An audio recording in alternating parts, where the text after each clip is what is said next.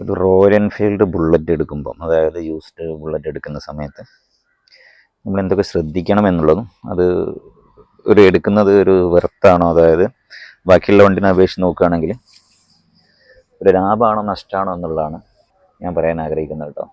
അപ്പോൾ ആദ്യമായിട്ട് royal Enfield ആദ്യമായിട്ട് ഉപയോഗിക്കുന്ന ആളുകളാണെങ്കിൽ, ഇപ്പോൾ പഴയ വണ്ടിയിലൊക്കെ പോകാൻ ആഗ്രഹിക്കുന്ന ആളുകളുണ്ട്. ഓൾഡ് വിൻഡ് കസ്റ്റേൺ എഞ്ചിനൊക്കെ വരുന്ന ബുള്ളറ്റിനുള്ള പഴയ മോഡൽ 2010 താഴോട്ടുള്ള. അപ്പോൾ ആ ഒരു വണ്ടി എടുക്കുന്ന സമയത്ത് നമ്മൾ ശ്രദ്ധിക്കാനുള്ള കാര്യം, ഒരിക്കലും ഒരു പുതിയ ഒരു യൂസേഴ്സ് ആ വണ്ടിയിലേക്ക് പോകാതിരിക്കും നന്നാവുക. പുതിയൊരു ബുള്ളറ്റ് ഉപയോഗിക്കുന്ന ആൾ പഴയ വണ്ടി ഉപയോഗിക്കുമ്പോൾ ഒരുപാട് പ്രശ്നങ്ങളുണ്ടാവാം. അതേമാതിരി ഇത്രയും ഫാസ്റ്റായിട്ട് ഇന്നത്തെ കാലഘട്ടത്തിന് ചോദിച്ച് വണ്ടി അല്ലാതെ അത് കുറച്ച് ക്ഷമയൊക്കെ ഉള്ള ആളുകൾ ഉപയോഗിക്കുന്ന ഒരു വണ്ടിയാണ് പഴയ മോഡൽ വണ്ടി. അത് ഉപയോഗിച്ച് പരിചയമുള്ള ആളുകൾ മാത്രമേ കൂടുതലായിട്ട് ഉപയോഗിക്കാറുള്ളൂ. അപ്പോൾ ഇപ്പം ന്യൂ ജനറേഷന് ഉപയോഗിക്കാൻ പറ്റിയൊരു വണ്ടി എന്ന് എനിക്ക് പറയാൻ പറ്റില്ല. എന്നാലും പറ്റില്ല എന്നുള്ളതല്ല, എന്നാലും കുറച്ചൊരു ബുദ്ധിമുട്ടുണ്ടാവും. അത്ര ഒരു യൂസേഴ്സ് ഫ്രണ്ട്ലി അല്ല വണ്ടി. പിന്നെ UC എഞ്ചിൻ എന്ന് പറഞ്ഞ രണ്ടാമത് വന്നിട്ടുള്ള വണ്ടിയാണ് UC എഞ്ചിൻ. ഫസ്റ്റ് തണ്ടർബേർഡിലാണല്ലോ ശരിക്കും UC എഞ്ചിൻ പരീക്ഷിച്ചിട്ടുള്ളത്. UC എന്നാണ് യൂണിറ്റ് കൺസീൽഡ് എഞ്ചിൻ കേട്ടോ. ഗിയർ ബോക്സും എഞ്ചിനും കൂടെ അല്ല, ഗിയർ ബോക്സും ക്രാങ്കും കൂടെ ഒരു കേസിലാക്കിയിട്ടുള്ള വണ്ടിയാണ് യൂണിറ്റ് കൺസീൽഡ്. പഴയ വണ്ടി എന്ന് പറഞ്ഞാൽ ഗിയർ ബോക്സ് വേറെ ആയിരുന്നല്ലോ, അതാണ് UC എന്ന് വരുന്നത്. ഇനി കാണുന്നത് തണ്ടർബേർഡാണ്. ഇത് തണ്ടർബേർഡ് 2014 മോഡലാണ്. തണ്ടർബേർഡ് ഒരു ക്രൂസർ ബൈക്കാണ്, അത് അറിയാമായിരിക്കാം. കുറച്ചുകൂടി ഒരു കംഫർട്ടായി ലോങ് യാത്ര ചെയ്യാൻ പറ്റിയൊരു വണ്ടിയാണ് തണ്ടർബേർഡ്. പിന്നെ കുറച്ച് വണ്ടിയുടെ കൂടുതൽ കുറച്ചൊരു എക്സ്പെൻസീവ് എന്ന് പറയാൻ പറ്റിയ, എക്സ്പെൻസീവ് എന്നല്ല, കുറച്ച് പാർട്സിന് കുറച്ച് വില കൂടുതലുള്ള വണ്ടിയാണ് തണ്ടർബേർഡ് കേട്ടോ. അപ്പോൾ ഹെഡ്ലൈറ്റ് ആണെങ്കിലും മീറ്റർ ആണെങ്കിലും ഫോർക്കിൻ്റെ ട്യൂബ് ആണെങ്കിലും എല്ലാം തന്നെ ഈ ഒരു പോർഷൻ കുറച്ച് വില കൂടുതലാണ്, ഫ്രണ്ടും ടെയിൽ ലൈറ്റും. ഇപ്പോൾ ക്ലാസിക്കിന് ആ ഒരു പ്രശ്നമല്ല, സ്റ്റാൻഡേർഡിനും താരതമ്യേന വില കുറവാണ്. സ്റ്റാൻഡേർഡാണ് കൂടുതൽ ആൾക്കാരും പ്രിഫർ ചെയ്യുന്നത്, കാരണം അതിന് സെൽഫ് സ്റ്റാർട്ട് ഇല്ലാത്തതുകൊണ്ട് തന്നെ മെയിൻ്റനൻസ് കുറവാണെന്ന് പറയും. കാരണം സെൽഫ് സ്റ്റാർട്ട് മാത്രമേ ഇല്ലാത്തുള്ളൂ, ബാക്കിയുള്ള എല്ലാ കാര്യങ്ങളും പഴയ മോഡലിന് ഡിസ്പ്ലേക്ക് ഉണ്ടാവില്ല. ആ ഒരു കാറ്റഗറി വെച്ചാണ് നമുക്ക് സാധാരണ ഇതിനൊരു മെയിൻ്റനൻസ് ഫ്രീ എന്ന് പറയുന്നത് കേട്ടോ. അതല്ലാതെ എല്ലാ ഭാഗങ്ങളും പിന്നെ സെയിം തന്നെയാണ്. സ്റ്റാൻഡേർഡ് എന്നുള്ളതും ക്ലാസിക് എന്നുള്ള എഞ്ചിൻ സെയിം ആണ്. ക്രാങ്കിന് ചെറിയൊരു വെയിറ്റ് കൂടുതലുണ്ട്, അതുകൊണ്ട് ലോ സ്പീഡിൽ കുറച്ചുകൂടെ ഒരു 40 സ്പീഡിലൊക്കെ പോകാൻ പറ്റും. 35 ഒരു 40 റേഞ്ചിൽ ലോ സ്പീഡിൽ പോകാൻ പറ്റുന്നുള്ളതാണ്. പിന്നെ ഹൈ ഗിയറിൽ ലോ സ്പീഡിൽ കുറച്ച് പോകാൻ പറ്റും, അതാണ് അതിൻ്റെ ഒരു പ്രത്യേകത. അപ്പോൾ സ്റ്റാൻഡേർഡുമായിട്ട് കുറച്ചുകൂടെ ഒരു നീതി പുലർത്തുന്ന വണ്ടി എന്ന് പറയാം. അതല്ലാതെ ബാക്കി മെയിൻ്റനൻസ് വൈസ് സ്റ്റാൻഡേർഡിന് യാതൊരു കുറവുമില്ല. സെൽഫ് സ്റ്റാർട്ടില്ല. സെൽഫ് സ്റ്റാർട്ടിന് 1 ബൈ ക്ലച്ചിനുള്ള ഒരു 4500 രൂപയുടെ ലാഭം ഉണ്ടാവും. സെൽഫ് മോട്ടറില്ല. ആ ഒരു സൗകര്യത്തിനുള്ള ഒരു മെയിൻ്റനൻസ് കുറവെന്ന് മാത്രമേ പറയാൻ പറ്റുള്ളൂ. പിന്നെ ഇതിൽ ബാക്കിയുള്ള വണ്ടിനെ അപേക്ഷിച്ച് നോക്കാൻ റൈഡിങ് കംഫർട്ട് വളരെ കൂടുതലായിക്കോട്ടെ. എത്ര യാത്ര ചെയ്ത് കഴിഞ്ഞാലും ക്ഷീണം ഉണ്ടാവില്ല, ബാക്ക് പെയിൻ ഉണ്ടാവില്ല, ബാക്ക് പെയിൻ കുറവായിരിക്കും. പിന്നെ സ്ഥിരമായിട്ട് യാത്ര ചെയ്യുന്ന ആളുകൾക്കൊക്കെ ആ ഒരു കംഫർട്ട് തന്നെയാണ്. പിന്നെ റോയൽ എൻഫീൽഡ് എന്നുള്ളത് ഒരു ബ്രാൻഡ് നെയിം എന്നുള്ളത് എല്ലാവർക്കും അറിയാമല്ലോ. ഒരു വണ്ടിക്ക് ഒരു മൂല്യം തന്നെ ഉണ്ട്. എവിടെ പോയി കഴിഞ്ഞാൽ അതിൻ്റെ ഒരു സ്റ്റാൻഡേർഡ് വണ്ടിക്ക് ഉണ്ടാവും. പിന്നെ മെയിൻ്റനൻസ് പറഞ്ഞാൽ മെയിൻ്റനൻസും അല്ലാതെ ബാക്കിയുള്ള വണ്ടിനെ കമ്പയർ ചെയ്യുമ്പോൾ മെയിൻ്റനൻസും അല്ലാതെ വണ്ടിയൊന്നും അല്ല കേട്ടോ. അപ്പോൾ ഫ്രണ്ടിലെ ഡിസ്പാഡിനാണ് 250 രൂപ വില വരുന്നത്. പിന്നെ ഓയിൽ ചേഞ്ച് ആണെങ്കിൽ ഒരു 1000-1200 രൂപ വില ആ റേഞ്ചിലാണ് നമുക്ക് ഓയിൽ ചേഞ്ചിന് വരിക. പക്ഷേ ഓയിൽ ചേഞ്ച് 6000-ലാണ് സാധാരണ പഴയ വണ്ടി പറഞ്ഞിരുന്നത്. 10,000-ലാണ് പറയുന്നത് കേട്ടോ. എന്നാലും ഒരു 6000 മാറ്റിയാൽ നന്നാവുമെന്ന് എനിക്ക് തോന്നുന്നു. കാരണം നമ്മൾ 6000 മാറ്റുന്ന വണ്ടികൾക്കൊക്കെ എഞ്ചിനെ കുറച്ച് ക്ലീൻ ആയിട്ട് കാണുന്നുണ്ട്. 10,000 മാറ്റുന്ന എഞ്ചിനൊക്കെ അയക്കുന്ന സമയത്ത് വല്ലാതെ ബ്ലാക്കിഷ് ആയിട്ട് കാണാറുണ്ട്. നമ്മളൊരു എക്സ്പീരിയൻസ് ആണ് പറയുന്നത്. 20-22 വർഷമായി ഞാനൊരു സർവീസ് ഫീൽഡ്, റോയൽ എൻഫീൽഡ് മാത്രം സർവീസ് ചെയ്യുന്നുണ്ട്. പിന്നെ ഈ ഫീൽഡിൽ വന്നിട്ട് 25-30 ഇയേഴ്സായി, 30 വർഷത്തിന് അടുത്തായിട്ടോ.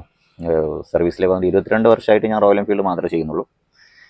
അപ്പം ഇതാണ് ഈ ഒരു പിന്നെ മെയിൻ്റനൻസ് വെച്ച് നോക്കുകയാണെങ്കിൽ 1200 രൂപ ഓയിൽ ചേഞ്ചിന് വരും. ഒരു ഡിസ്ക് പാഡ് ഫ്രണ്ടിൽ മാറ്റാൻ 250 രൂപ ഡിസ്ക് പാഡിന് വരുന്നത്. ബാക്ക് അതേമാതിരി തന്നെ വരുന്നത്. പിന്നെ സ്റ്റാൻഡേർഡിനാണ് 350 രൂപ പിന്നെ ബ്രേക്ക് പാഡിന് വരുന്നത്. ഇതിന് 6000 കിലോമീറ്റർ എന്ന ബാക്കിയുള്ള വണ്ടിനെ കമ്പയർ ചെയ്യുമ്പോൾ 2000 ഓയിൽ ചേഞ്ച് ചെയ്യുമ്പോൾ ഒരു 3 പ്രാവശ്യം ഓയിൽ ചേഞ്ച് ചെയ്യുന്നു. ഇത് ഒരു പ്രാവശ്യം ഓയിൽ ചേഞ്ച് ചെയ്യുന്നത് സെയിം തന്നെയാണ്. പിന്നെ നല്ലോണം മെയിൻറ്റെയിൻ ചെയ്ത് കഴിഞ്ഞാൽ അപാര ലാസ്റ്റിംഗ് ആണ് എഞ്ചിന്. 1.25 ലക്ഷം കിലോമീറ്റർ 1.5 ലക്ഷം കിലോമീറ്റർ ഒക്കെ സുഖമായിട്ട് ഓടുന്ന വണ്ടിയാണ്. എല്ലാം നമ്മൾ ഉപയോഗിക്കുന്ന മാതിരി കേട്ടോ. പിന്നെ ഒരു പൾസർ ആണെങ്കിലും മറ്റാണ് മൈലേജ് വൈസ് നോക്കുകയാണെങ്കിൽ 35-40 എന്തായാലും മൈലേജ് കിട്ടും കേട്ടോ. അപ്പോൾ 45, 50, 55 ഒക്കെ പറയുന്ന ആളുകളുണ്ട്. അതൊക്കെ BS6-നാണ് കിട്ടുന്നത്. റെയറായിട്ട് വല്ല വണ്ടിയൊക്കെ കിട്ടുമായിരിക്കും. കോമൺ ആയിട്ട് നിങ്ങൾ പ്രതീക്ഷിച്ചിരിക്കില്ല വണ്ടി എടുക്കരുത്. 35-40 റേഞ്ച് മാത്രമേ ഈ വണ്ടിക്ക് പ്രതീക്ഷിക്കാവൂ. മാക്സിമം 45. അത് നമ്മൾ ഉപയോഗിക്കുന്ന ഒരു ടെറൈൻ അനുസരിച്ച്, റോഡിൻ്റെ കണ്ടീഷൻ അനുസരിച്ച്, ട്രാഫിക് അനുസരിച്ചൊക്കെ അത് അങ്ങോട്ടോട്ട് മാറ്റം വരും. പിന്നെ വണ്ടി എടുക്കുമ്പോൾ ശ്രദ്ധിക്കാനുള്ള കാര്യം എന്താണെന്ന് വെച്ചാൽ സെൽഫ് സ്റ്റാർട്ട് നോക്കണം. സെൽഫുള്ള വണ്ടിയാണ്. സെൽഫ് സ്റ്റാർട്ട് നല്ലോണം ഒരു 1 വീക്കൊക്കെ വാറണ്ടി തരാൻ പറയാം. സെൽഫ് നല്ല അടിച്ചിട്ട് പോവുകയാണെങ്കിൽ അത് ഡ്യൂപ്ലിക്കേറ്റ് സ്പെയർ പാർട്സ് ഒക്കെ ഇട്ടിട്ട് പിന്നെ പറ്റിക്കുന്ന ആളുകളുണ്ട്. ഇതിന് മുമ്പിൽ വീഡിയോ ചെയ്തിട്ടുണ്ട് ഞാൻ. അപ്പോൾ വിൽക്കാൻ വേണ്ടി മാത്രം വണ്ടി പിന്നെ സെൽഫ് 200 രൂപേൻ്റെ 300 രൂപേൻ്റെ ഒക്കെ 400 രൂപേൻ്റെ ഒക്കെ സെൽഫ് ബെയറിംഗ് ഇട്ടിട്ട് പറ്റിക്കപ്പെടുന്ന ആളുകളുണ്ടാവും. നോക്കുക, അത് സെൽഫ് എന്തായാലും ഒരാഴ്ചയൊക്കെ ഒരു വാറണ്ടി തരാൻ പറയാം. എന്നിട്ട് രാവിലെ വൈകുന്നേരം ഫുള്ളായിട്ട് അങ്ങ് സെൽഫ് അടിച്ച് ഉപയോഗിക്കുക. അപ്പോൾ അറിയാം സെൽഫിൻ്റെ കംപ്ലയിൻറ്റ്. പിന്നെ സെൽഫ് അടിക്കുന്ന സമയത്ത് ഉള്ളുന്ന വല്ല ഒരു നോക്കിങ് സൗണ്ട് ക്രാക്ക് എന്നുള്ള സൗണ്ടൊക്കെ വരികയാണെങ്കിൽ സെൽഫ് കംപ്ലയിൻ്റ് ആയിട്ടുള്ളത് മനസ്സിലാക്കുക. 2-3 അടി അടിച്ച് നോക്കുക, 2 സെൽഫ് ക്രാങ്ക് ചെയ്ത് നോക്കുക. സെൽഫിൻ്റെ വരുന്ന സൗണ്ട് വരുന്നുണ്ടെങ്കിൽ ഓക്കെ, അത് കംപ്ലയിൻ്റ് ആയിട്ടുണ്ട്. പിന്നെ ചേസിൻ്റെ ഈ ഭാഗം ബെൻഡ് ഉണ്ടോ നോക്കുക. പിന്നെ ചെയിൻ പോക്കറ്റ് നോക്കുക. അതൊക്കെയാണ് മെയിൻ. ചെയിൻ പോക്കറ്റ് പറഞ്ഞാൽ ശരിക്കും 25-30,000 കിലോമീറ്റർ 30 കിലോമീറ്റർ സുഖമായിട്ട് ഓടുന്ന വണ്ടിയാണ് കേട്ടോ. സോ റോയൽ എൻഫീൽഡ് അത് നമ്മൾ ഉപയോഗം കൊണ്ട് മാത്രമാണ് 10-ലും 12-ലും പോകുന്നത് മനസ്സിലാക്കുക. ശരിക്കും പറഞ്ഞാൽ റോയൽ എൻഫീൽഡിൽ നിന്ന് വാഹനം എടുക്കുന്ന ആളുകൾ ഒരു വെർത്താണ് ബാക്കിയുള്ള വണ്ടിനെ അപേക്ഷിച്ച്. സർവീസ് ഒരിക്കലും ഒരു സർവീസ് കൂടുതലാണെന്ന് വിചാരിച്ച് ഭയപ്പെടേണ്ട കാര്യമില്ല. എല്ലാ വണ്ടീനെ കമ്പയർ ചെയ്യുമ്പം അതൊരു 4-5 പ്രാവശ്യം ചെയ്ത് ഒരു പ്രാവശ്യം ചെയ്താൽ മതി എന്നുള്ളതാണ് പ്രത്യേകത. പിന്നെ ഉപയോഗിക്കുന്ന ആളുകൾ കുറച്ചൊരു ലെജൻഡായിട്ട് യൂസ് ചെയ്യണം. ലെജൻഡ് റൈഡേഴ്സിൻ്റെ വണ്ടിയാണല്ലോ റോയൽ എൻഫീൽഡ്. അവർ കെയറിങ് ഇതിൽ കൊടുത്തു കഴിഞ്ഞാൽ നമുക്ക് യാതൊരു പ്രശ്നവും വരില്ല എന്നുള്ളതാണ് വാസ്തവം.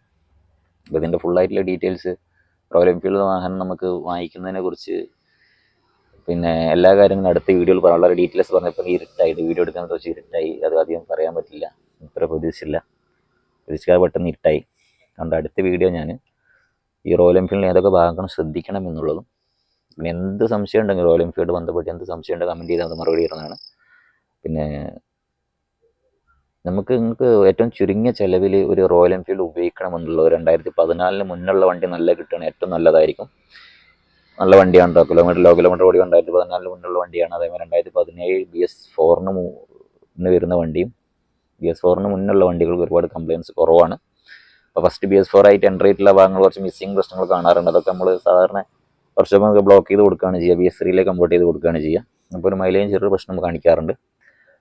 അപ്പോൾ അതുകൊണ്ട് എല്ലാ ആളുകളും നമ്മൾ ചെയ്യുന്നതല്ലാണ്ട് പറഞ്ഞ് BS3 കൺവേർട്ട് ചെയ്ത് ബ്ലോക്ക് ചെയ്ത് കൊടുക്കുന്നുണ്ട്. പക്ഷേ അതിന് മൈലേജിന് നമുക്ക് പ്രശ്നം കാണിക്കും. അതുകൊണ്ട് നിങ്ങൾക്ക് പഴയ മോഡൽ വണ്ടി എടുക്കുമ്പോൾ പുതിയ മോഡൽ BS6 വണ്ടിയേക്കാളും നോക്കുകയാണെങ്കിൽ സെൻസർ കോംപ്ലിക്കേഷൻസ്, മഴ നനഞ്ഞ പ്രശ്നങ്ങൾ, മഴത്ത് ഓടിക്കഴിഞ്ഞാൽ പ്രശ്നം, വാട്ടർ സർവീസ് ചെയ്ത് വണ്ടി സ്റ്റാർട്ടാവുക, പിന്നെ മാൽഫങ്ഷൻ ലൈറ്റ് എല്ലാം ഇടയ്ക്കിടയ്ക്ക് കത്തുക, ബ്ലിങ്ക് ചെയ്യുക, വണ്ടിക്ക് മിസ്സിങ് വരിക, ഈ ഒരു പ്രശ്നങ്ങളൊന്നും ഇല്ലാത്ത വണ്ടി BS6 മുന്നുള്ള വണ്ടികളാണ്. BS4 വണ്ടികൾ, BS3 വണ്ടികൾ. അപ്പോൾ അതിൽ നല്ല വണ്ടികൾ സെലക്ട് ചെയ്ത് ഉപയോഗിച്ച് കഴിഞ്ഞാൽ നിങ്ങൾക്ക് യാതൊരു പ്രശ്നവും വരില്ല. മെയിൻ്റനൻസും അല്ലാതെ ഒന്നും വരില്ല. ഈക്വലാന്ന് ഞാൻ പറയില്ല, ചെറിയൊരു മാറ്റം എന്തായാലും നമുക്ക് പ്രതീക്ഷിക്കാം. എന്നാലും ആ ഒരു മാറ്റത്തിനുള്ള ഒരു മൂല്യം ഈ വണ്ടി ഉണ്ടെന്ന് മനസ്സിലാക്കുക. റൈഡ് ക്വാളിറ്റി വണ്ടിയുണ്ട്. പിന്നെ അത്യാവശ്യം വണ്ടി ഇടിച്ചു കഴിഞ്ഞാലും അല്ലാതെ ആക്സിഡൻ്റ് ആവാതെ നമുക്ക് ഇതിൽ രക്ഷപ്പെടാൻ പറ്റും, വണ്ടി വെയിറ്റ് ഉള്ളതുകൊണ്ട് തന്നെ. പിന്നെ അതുകൊണ്ട് ഇതാണ് ഒരു ഓവറോൾ ഒരു വ്യൂയിങ് റോയൽ എൻഫീൽഡ് തണ്ടർ. പിന്നെ എൻ്റെ ഒരു സെക്ഷനെ കുറിച്ച് പറയാനുള്ളത് തണ്ടർബേർഡ് എടുക്കണോ, സ്റ്റാൻഡേർഡ് എടുക്കണോ, ക്ലാസിക് എടുക്കണോ തീരുമാനിക്കാം. തണ്ടർബേർഡ് ആണെങ്കിൽ കുറച്ച് ലോങ് ആയിട്ട് ക്രൂസ് ചെയ്യാൻ ആഗ്രഹിക്കുന്ന തണ്ടർബേർഡ് എടുക്കാം. പിന്നെ സിറ്റി യൂസിന് വല്ലാതെ ഉപയോഗിക്കുന്ന ആളുകളാണ് സാധാരണ ചെറിയ യൂസിനൊക്കെയാണ് എന്തെങ്കിലും സ്റ്റാൻഡേർഡ് ഉപയോഗിക്കാം. ക്ലാസിക് എന്ന് പറഞ്ഞാൽ കുറച്ചൊരു ഫ്രണ്ട്ലിയാണ്, ഡിസ്പ്ലേക്ക് ആ ഒരു കാര്യങ്ങളൊക്കെ ക്ലാസിക് ഫ്രണ്ട്ലിയാണ്. പിന്നെ സ്റ്റാൻഡേർഡിൻ്റെ പ്രശ്നം എന്താണെന്ന് വെച്ചാൽ ബാക്ക് സീറ്റ് ഗുണം എന്താണെന്ന് വെച്ചാൽ ബാക്ക് സീറ്റ് കുറച്ചുകൂടി ഒരു ഫോമി ആയതുകൊണ്ട് ബാക്ക് സീറ്റിൽ കുറച്ച് യാത്ര അത്ര വലിയ ബുദ്ധിമുട്ടുണ്ടാവില്ല. ക്ലാസിക്കിന് ബാക്ക് സീറ്റ് യാത്ര കുറച്ചൊരു ബുദ്ധിമുട്ടായിട്ട് എല്ലാവർക്കും പറയാറുണ്ട്. അതാണ് ക്ലാസിക്കിൻ്റെ ഒരു മൈനസായിട്ട് പറയുന്നത്. അതുകൊണ്ട് എന്തായാലും ക്ലാസിക് സെൽഫ് സ്റ്റാർട്ടുള്ള ഇപ്പോഴത്തെ ഒരു കാലഘട്ടത്തിൽ ചോദിച്ച വണ്ടി സെൽഫ് സ്റ്റാർട്ട് വേണം. അതായത് നമുക്ക് ട്രാഫിക്കിലോ മറ്റോ ഓഫായി കഴിഞ്ഞാൽ പെട്ടെന്ന് ന്യൂട്രാക്കി പിന്നെ കിക്കർ അടിച്ച് വണ്ടി കൊണ്ടെടുക്കുക എന്നുള്ള ഒരു ബുദ്ധിമുട്ട് തന്നെയാണ്. അപ്പോൾ അതുകൊണ്ട് സെൽഫ് സ്റ്റാർട്ടുള്ള ഒരു വണ്ടി നോക്കിയെടുത്താൽ നിങ്ങൾക്ക് ആ ഒരു മെയിൻ്റനൻസ് അധികമാവുന്ന ഭയപ്പെടേണ്ട കാര്യമില്ല. മെയിൻ്റനൻസ് നമുക്ക് സൗകര്യമുണ്ട് കേട്ടോ, അതാണ് മനസ്സിലാക്കേണ്ടത്.